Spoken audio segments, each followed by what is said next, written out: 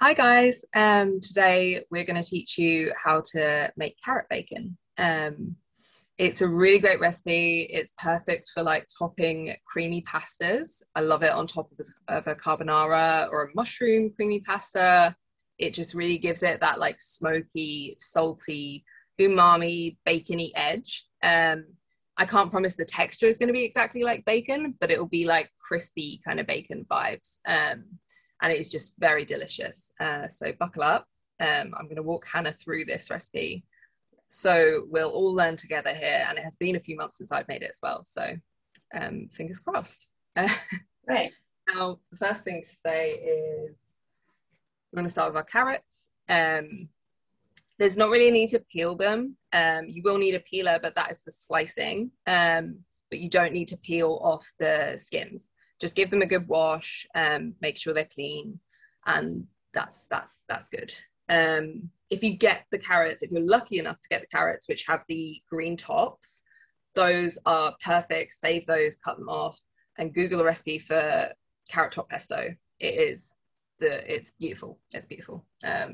So I'll put the recipe to that on the same webpage as this video. Yes. So that you can find it, anyone can find it.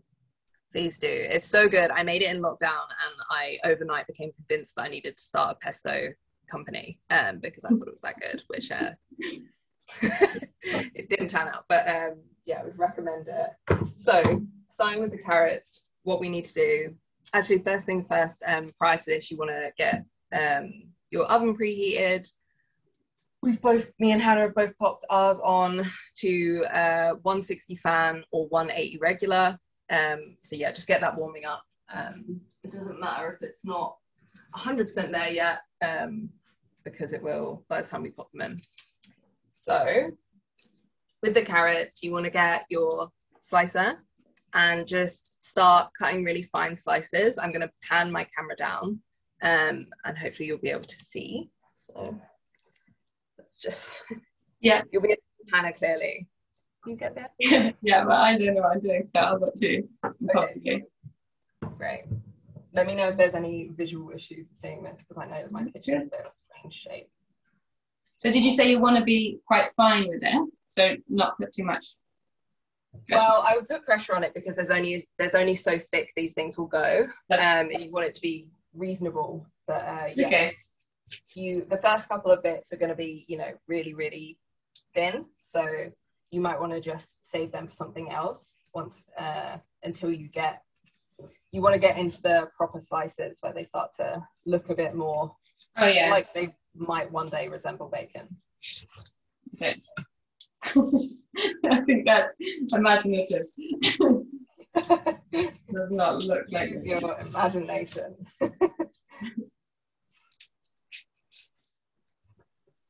And be careful with your fingers as well, because these things are sharp and I've sliced myself more than once.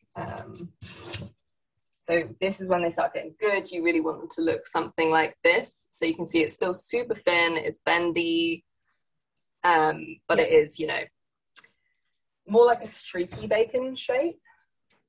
I get it now. It does look a bit more like bacon. I didn't believe you when you said that before.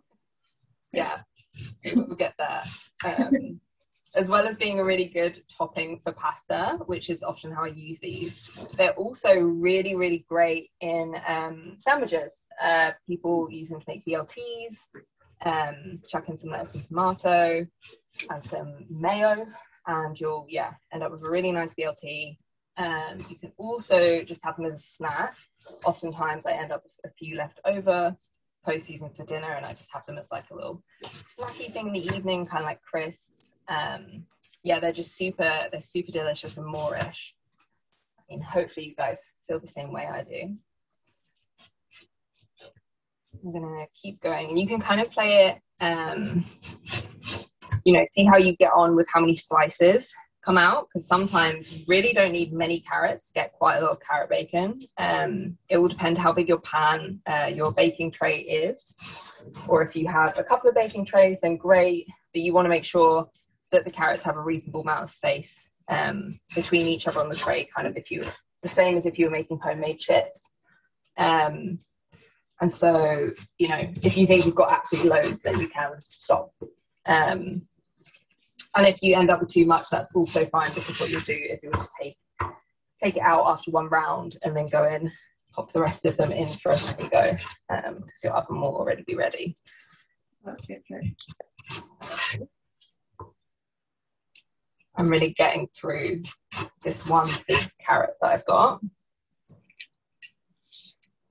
I've got them. Kind of got to a tricky bit at the end there, but yeah, seeing bit at the end also. Yeah, so if you end up going towards the end and it becomes really hard to slice, this may happen to you, depending on the shape of your carrot.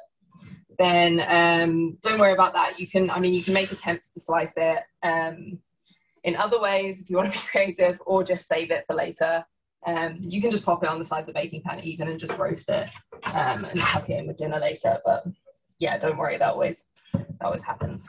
I think I'm going to go in, how many slices have I got? I've actually got quite a lot from just that one carrot. I think that might be enough for one baking tray. Yeah, I think I've got more than enough because I don't have a big oven. So. Yeah, okay, great. So right, we can move on to making the marinade. So I'm going to pull this back up. Hello. So the marinade is super easy, and we do have measurements. However, you know, you can really just eyeball these things. It doesn't have to be super specific, because basically if you put all of these ingredients together, it will be delicious in any kind of quantity. So don't stress if you feel like you chuck in too much, you know, maple syrup or soy sauce or garlic powder. Yeah, it will be good. So let's start. We've got our bowls. You just want like a medium to large size bowl, but it's quite flexible, to be honest. Even if you have a small one, it will probably be fine. We're starting, we'll go in with 2 tablespoons of olive oil. Okay. So you can use a tablespoon to measure that, or if you've got a measurer, great. Or if you are a well-seasoned cook, I'm sure you can eyeball it.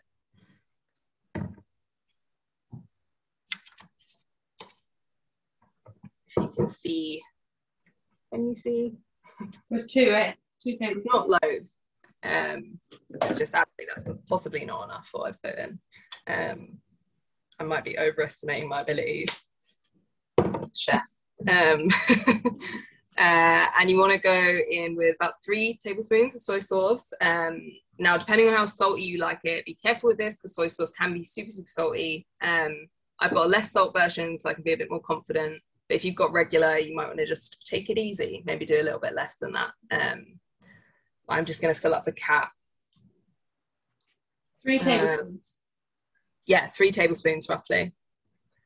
Hannah's got some actual measuring equipment. Very prepared. I don't trust my eye at all.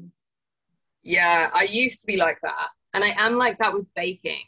My God, people who can't follow, baking instructions to the T, it makes me lose my mind. When I cook with friends who just eyeball baking. Yeah. No, when it comes to baking, cakes, I'm just very religious about using measurements. But with this, anything savory, I think more leniency from me.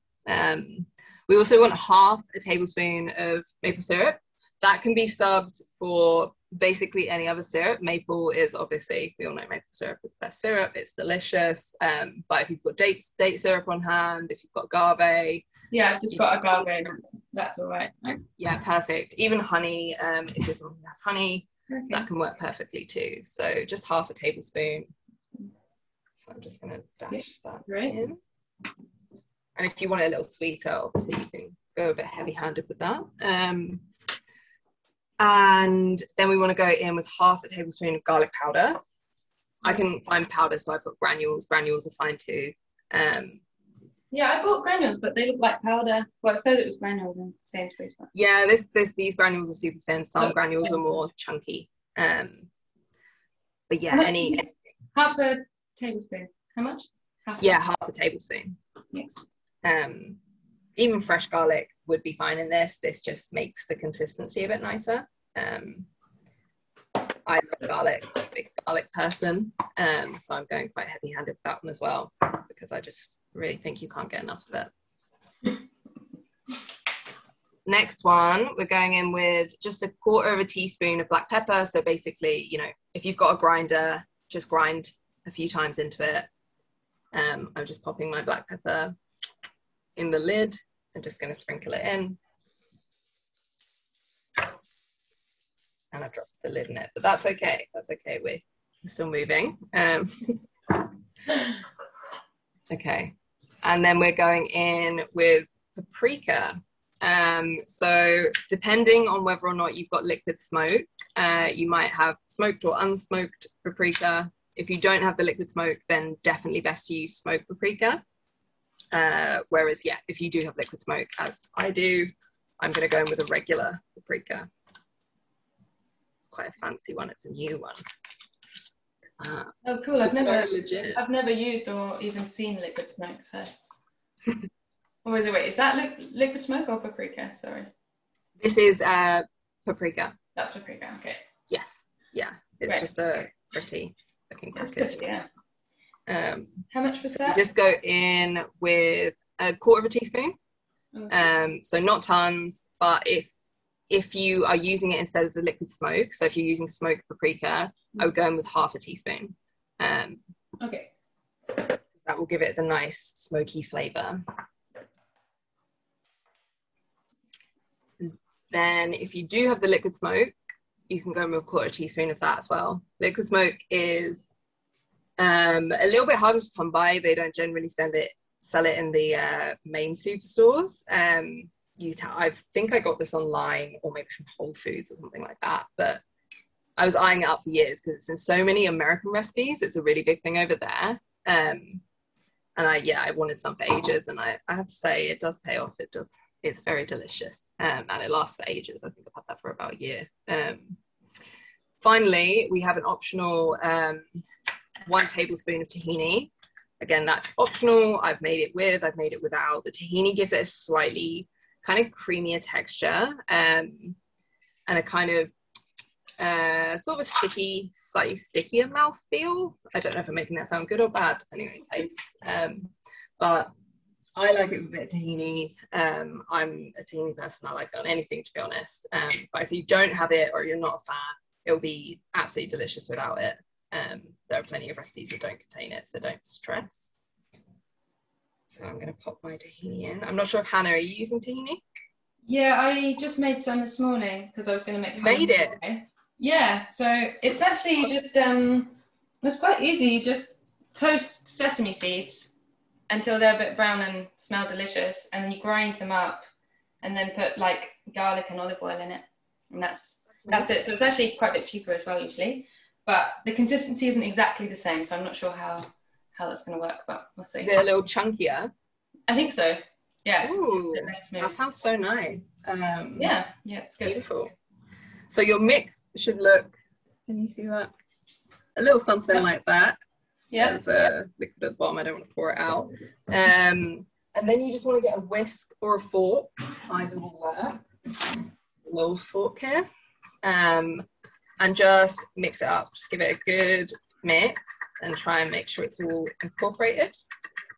With the tahini, that will require a little bit more mixing because the tahini is such a stickier texture than the rest of it. But you should see after about a minute or so that it starts to emulsify with the tahini and goes a kind of light brown color.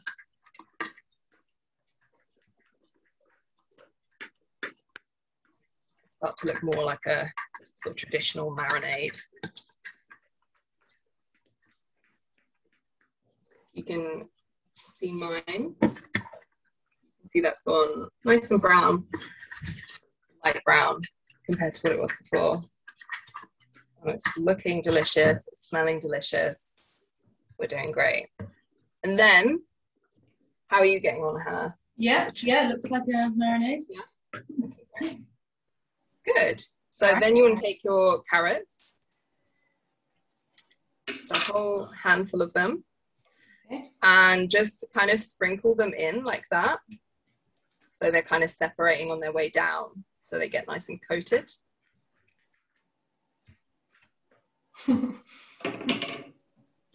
And then once they're all in, give it a nice stir around. Try and get them all coated in the marinade. You might have marinade left over. And if so, then that's great. You can just do another carrot and use it for that. Or you can use it for a stir fry, use it for any kind of sauce. It's just got a really nice, umami flavor. So this is the kind of thing that just makes anything taste better.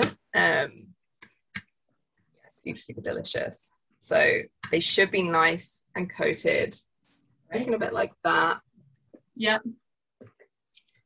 Then we're going to get them in the oven. So you can see it's super, super easy. What we need is a baking tray. And you're going to need grease-proof paper for this one because they are super, saturated with sauce. So I'm just going to grab mine. Wash my hands quickly. They're all sticky. Your hands are sticky? Yeah, just giving them a quick rinse. Okay, grease-proof paper.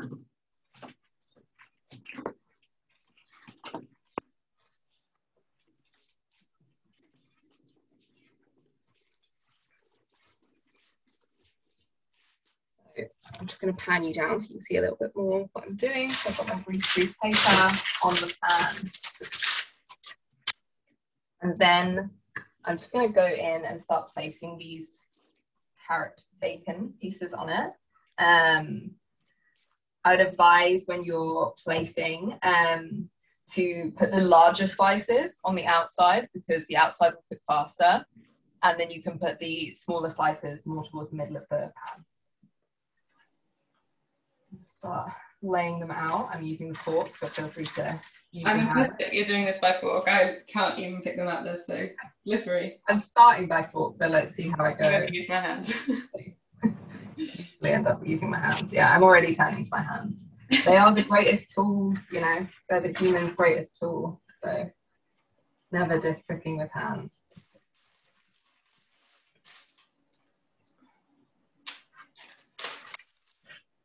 So you want to leave, hopefully you can see what I'm doing. Can you? Yeah. So you want to leave a nice gap so that they have room to crisp up. It doesn't have to be huge, but a couple of centimeters is great. You just don't want them touching because then they'll not cook so well. They smell quite nice, the marinade, doesn't it? Yeah, it's super, super nice. It's super nice.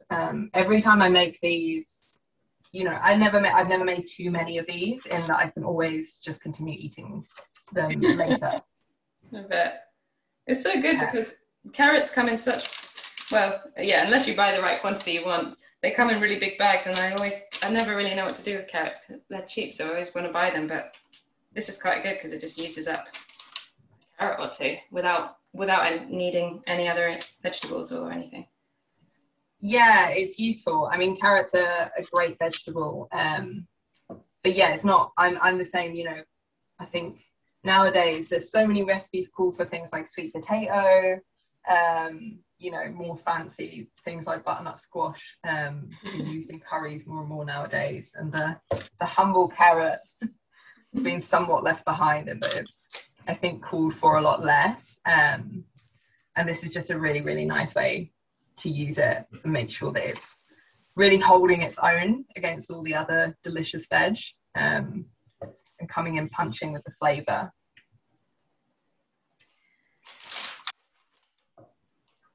So I think mine is just about going to be perfect for a full tray, which is ideal. I've got a bit too much. Sorry, go ahead. I've got too much for my tray, but I do have another tray, so I might do that. Yeah, you can go ahead with another tray, or you can go in for a second round on the same tray if that's easier. I've got a bit of marinade left over, so I'll probably I will probably go back in after we finish here and make another tray with that because I've got lots of carrots. Okay, popping my final ones on the side. Just going to give my hands a wash.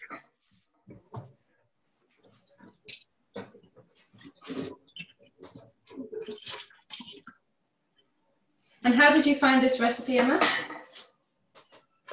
Sure, that is a good question. When did I find this recipe? I think I must just have came across it at some point, probably on Instagram, on one of those things. I must have seen someone making carrot bacon on one of those nice cooking videos. Yeah. And then Google it and just made it. It's just one of those recipes that's become part of my, you know, go-to repertoire, if you will. Particularly, yeah, as I said, for pasta, it's such a nice one. If you're making a kind of like new modern carbonara, I've made it for loads of people. Lots of times, it's often one of the things that I use as a topping if I have people over for dinner. And people are always like, this is so good. I can't believe this is carrots. So yeah, it's a reliably good one. That's great. Yeah, I've got to say, I was a bit skeptical when you first told me about making bacon out of carrots, but you know, it's looking good already. Yeah, it should hopefully be really nice. You can actually make, you know, non-bacon bacon out of lots of things, a surprising amount. Obviously you've got the classic kind of seitan, which is vegan kind of wheat meat that can make seitan. I've never done that personally. My old housemate used to make good vegan ribs out of it though, so I can imagine it was good. You can also make rice paper vegan bacon, which I've never done, but I've seen photos of it and I've watched recipes in it. It looks really good. I would like to try it at one point. I'm also a big fan of This Isn't Bacon, which is the kind of meat-free company that makes it.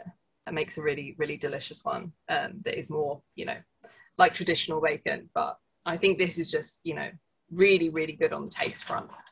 I'd argue even better. So are you all panned up? I'm panned up, yeah. Yeah. Great. So let's stick them in.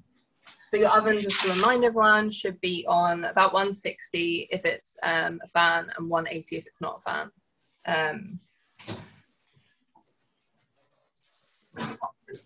On the middle shelf is good. And they shouldn't take long. We're going to have to keep an eye on them because the amount of times I've burnt the carrot bacon is absolutely tragic, and I've made that mistake too many times, and every time it's so sad because you can see the middle of them where they'll be so delicious, but they're all burnt around the outside. So because they are so thin, you really have to keep an eye on it and be careful. But I think what we'll do is we'll check after 7 minutes, just to keep an eye on them. Then we'll check after like 10, 11. They definitely shouldn't need longer than 15. So yeah, we just need to keep our eyes peeled. Great. So if you pop back in 7 or 8 minutes, we're going to check and see how they're doing. But do keep an eye on them in between because we really don't want these to burn.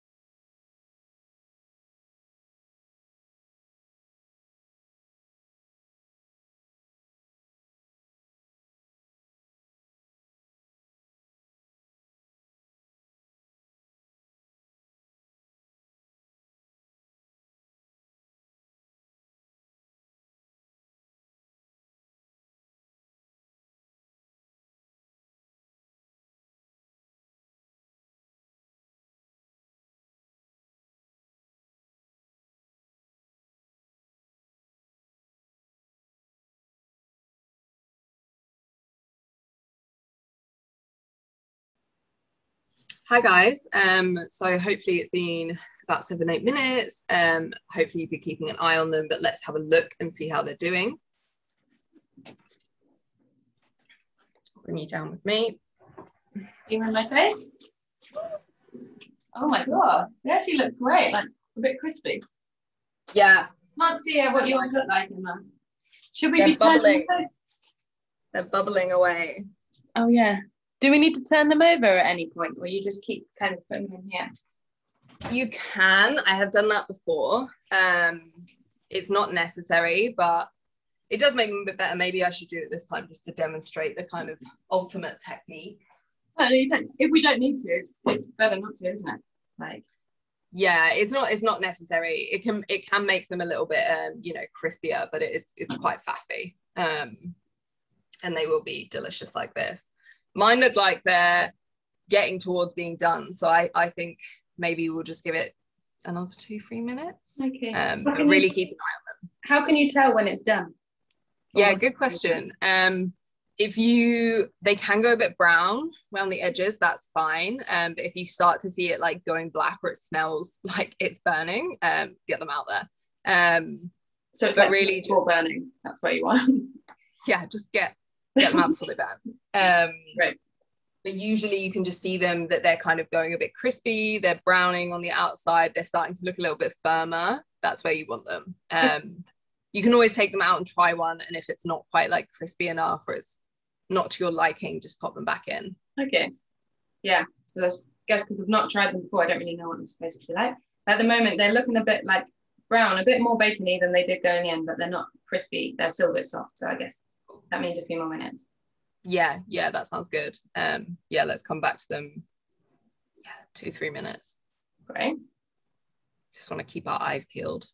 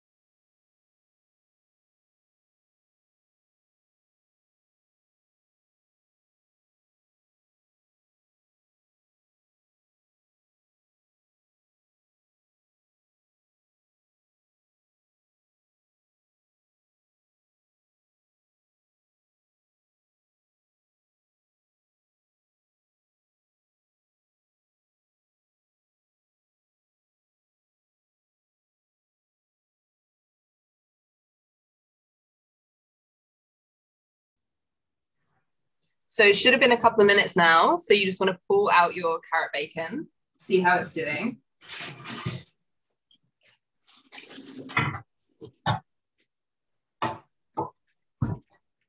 Yeah, looks great. Yeah, crispy. I think. It's hard to tell really. Yeah, bits of it are crispy. It should crisp up a little bit more as it as you let it dry, if you will. But it should be kind of crispy on the outside.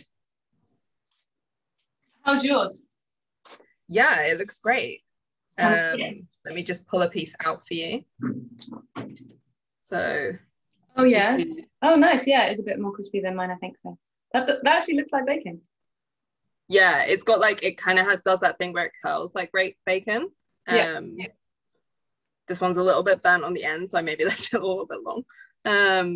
But that's okay, because this bit is going to be delicious. Great.